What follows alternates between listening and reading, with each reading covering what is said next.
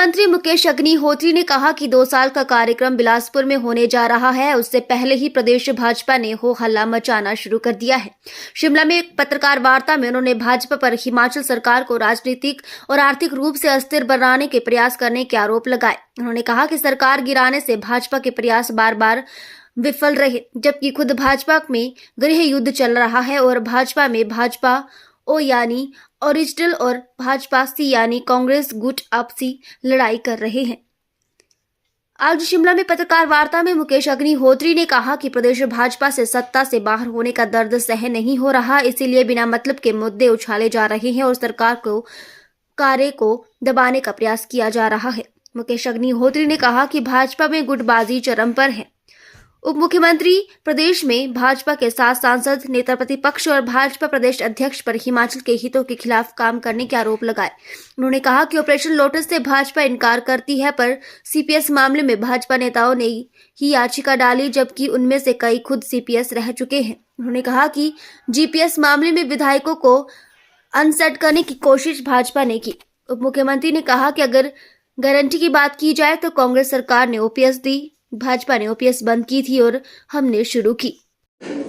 जैसे ही सरकार के 2 साल पूरे होने जा रहे हैं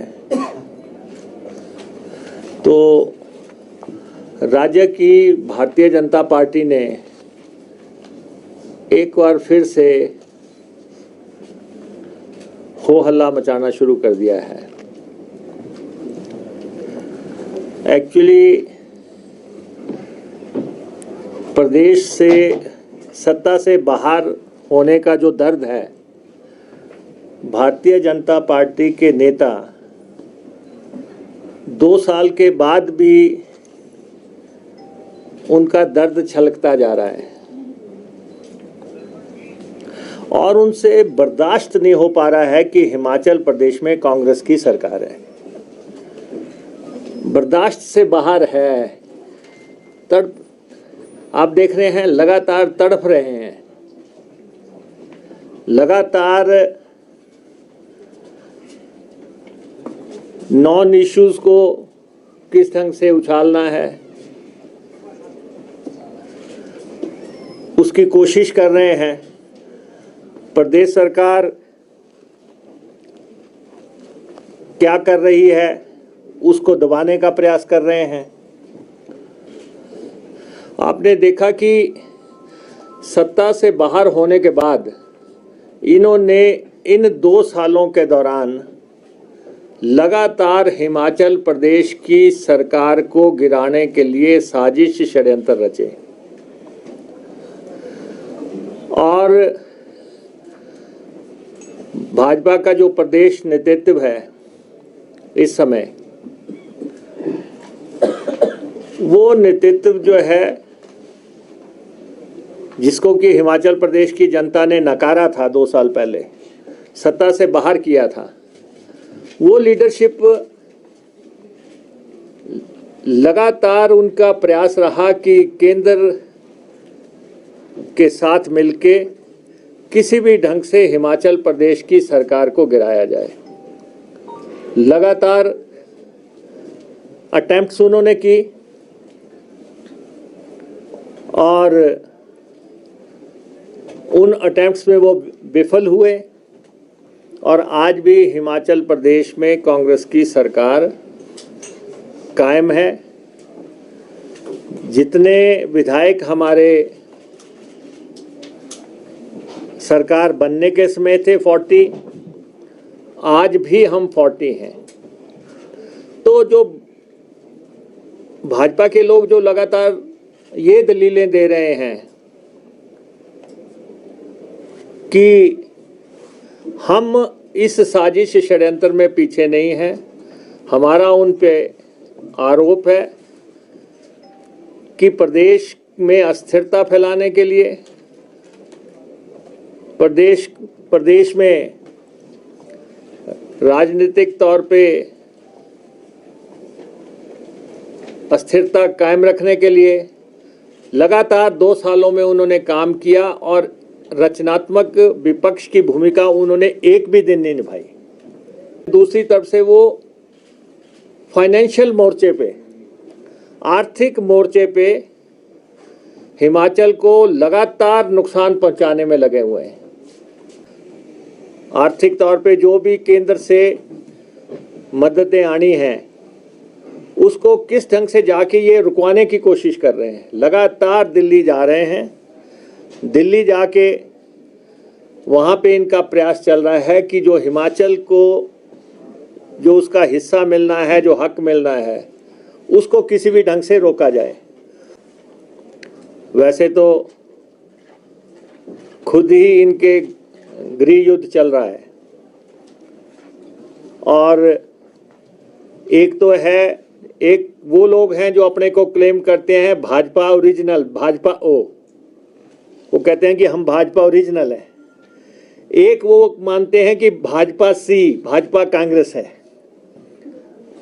और आप इनके बयान देखो, जो भाजपा सी वाले बयान देते हैं, भाजपा ओ वाले कहते हैं कि ये इनकी अपनी राय है, ये पार्टी की राय नहीं है। इसका मतलब भाजपा जो सी बनी है, जो कांग्रेस से लोग गए हैं, उनको वो दिल से पचा नहीं पा रहे हैं, मान नहीं रहे हैं। और भाजपा के 7 सांसद है, 4 लोकसभा में है, 3 राज्यसभा में है।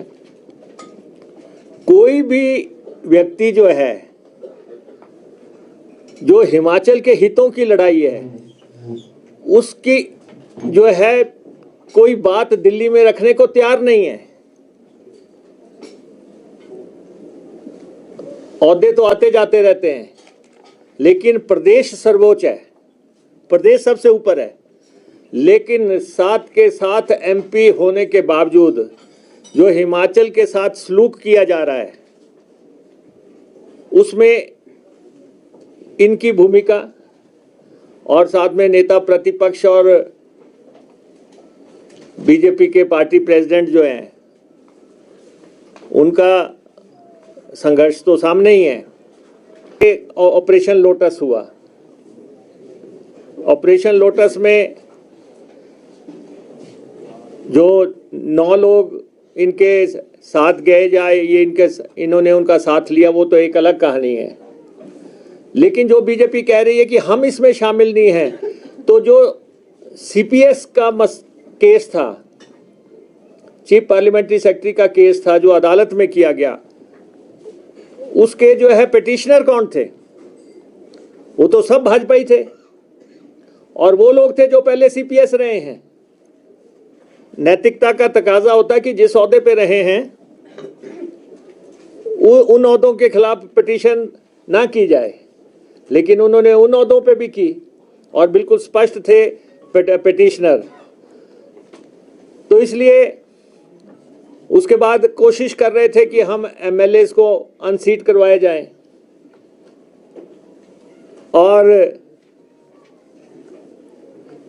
उनको हम ये बता देना चाहते हैं कि हमारे किसी व्यक्ति पे आंच आएगी तो आंच तुम्हें भी साथ लेके जाएगी। ये मत सोचना कि आप जो हैं कोई हमला हम पे करेंगे। और लगातार आप विपक्ष की भूमिका नहीं निभा रहे हैं और चोर दरवाजे से, शॉर्टकट से आप सत्ता हासिल करना चाहते हैं, और ये सत्ता किसी भी हालत में आपको नहीं मिलने वाली है। आप देखें कि गारंटियों की बात आती है, हमने ओल्ड पेंशन स्कीम देने का ऐलान किया प्रदेश के कर्मचारियों को, और ओपीएस हमने उस समय लागू की जब केंद्र ने यह कह दिया था कि हम ओपीएस नहीं देंगे। प्रधानमंत्री जी ने भी यह कह दिया था कि ओपीएस लागू नहीं की जा सकती। ओपीएस बंद किसने की थी? श्रद्धेय अटल बिहारी वाजपेयी जी ने बंद की थी। उनके समय में जो है पेंशन बंद हुई। इन्होंने इनकार किया, हमने हिमाचल प्रदेश में ओपीएस लागू की, और आप देखें कि ओपीएस लागू करने का हमें इतना बड़ा खमियाजा भुगतना पड़ा कि 2000 करोड़ रुपए का कट जो है इन्होंने हमारे पर लगा दिया। 2000 करोड़ रुपए इन्होंने कहा आप तो ओपीएस दे सकते हैं, तो आपको हम ये राशि नहीं देंगे। जब डिजास्टर के पैसे देने की बात आई, एक तो हमें पैसा दिया नहीं, हमारा पैसा दिया नहीं, ओपीएस का भी पैसा जो 9000 करोड़ रुपया दिल्ली में पड़ा है वो कह रहे हैं कि हम नहीं देंगे। डिजास्टर का जो हमें पैसा आना था वो हमें नहीं दिया, जबकि इतना बड़ा डिजास्टर हुआ। और बाद में ये कह रहे हैं कि बाकी राज्यों में जहां डिजास्टर हुआ उनको ग्रांट मिलेगी और आपको वर्ल्ड बैंक का लोन मिलेंगे, आप स्कीम स्पेसिफिक आपको मिलेगा। अब तो केंद्र ने और कर दिया कि आपको सीधा पैसा नहीं मिलेगा, आपको स्कीम स्पेसिफिक मिलेगा।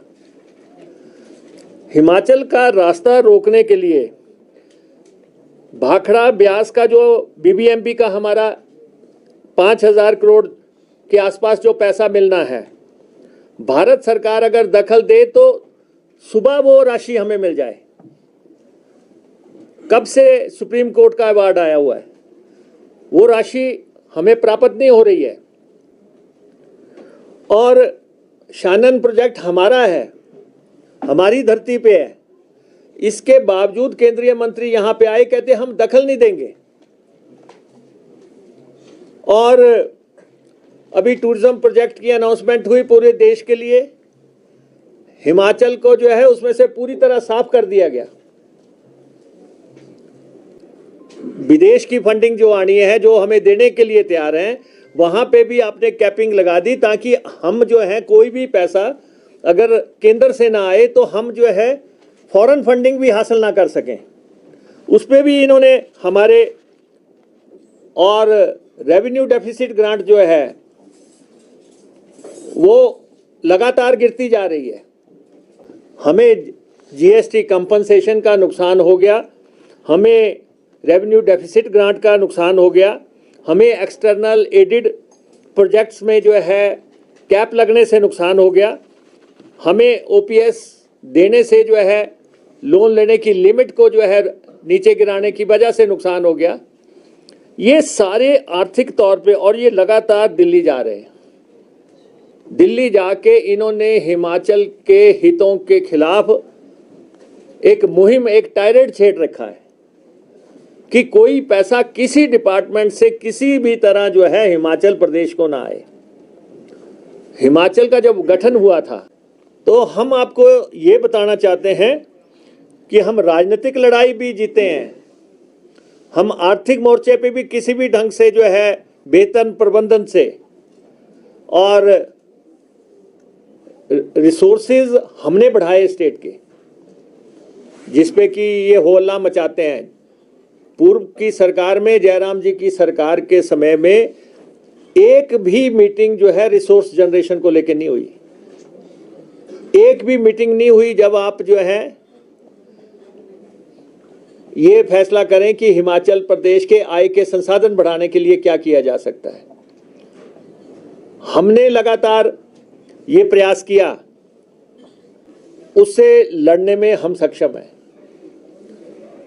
ये तो हम भाजपा की लीडरशिप को, यहाँ की लीडरशिप को ये बता देना चाहते हैं कि प्रदेश की कांग्रेस सरकार मजबूत है और अगले 3 साल जितना भी प्रयास कर रहे हैं नेता प्रतिपक्ष या भाजपा के राज्याध्यक्ष या फिर उनकी सेंट्रल लीडरशिप, कांग्रेस की सरकार अपना फुल टाइम जो है चलेगी और प्रदेश की